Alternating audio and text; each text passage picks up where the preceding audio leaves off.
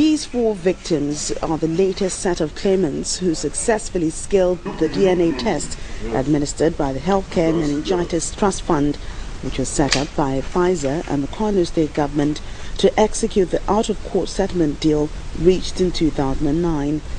One of the victims, Shazali Inuwa, who is now 22 years, suffers from severe ear pains.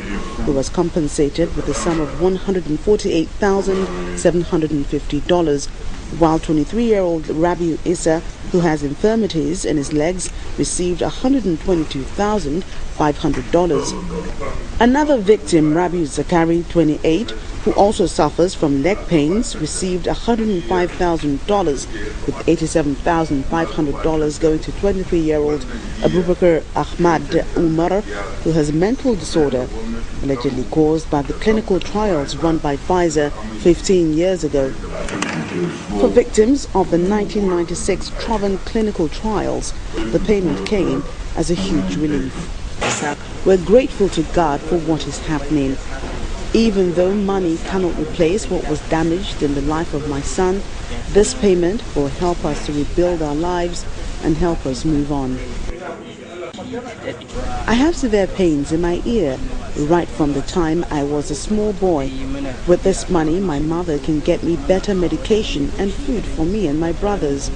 The trust board had concluded the required medical tests and ascertained the percentage of the medical disabilities, pains and sufferings for 4 other alive participants who passed the DNA test concluded by the board.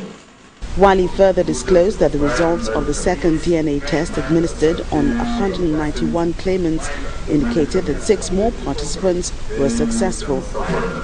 He, however, stated that the 6 successful claimants refused to honor the invitation of the board for medical assessment to determine the extent of their disabilities for the purpose of compensation. The chairman of the Board of Trustees of Healthcare Meningitis Trust Fund explained to the gathering the rationale used in determining the extent of disability and the amount for compensation. They have, however, refused to honor the board's invitation. We are using this opportunity to appeal to them once more to honor the board's invitation so that the board can process the amount of compensation each is entitled to. The former Supreme Court Justice stressed that the board will no under circumstances go beyond the agreement reached between Pfizer and the Kano State Government.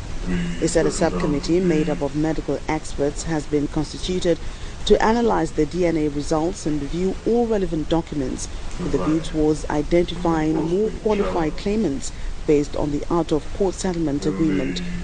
This second set of claimants bring to 8 the number of victims so far compensated by the American pharmaceutical giant in the execution of the out-of-court settlement deal reached by Pfizer and the Kano State Government 2 years ago.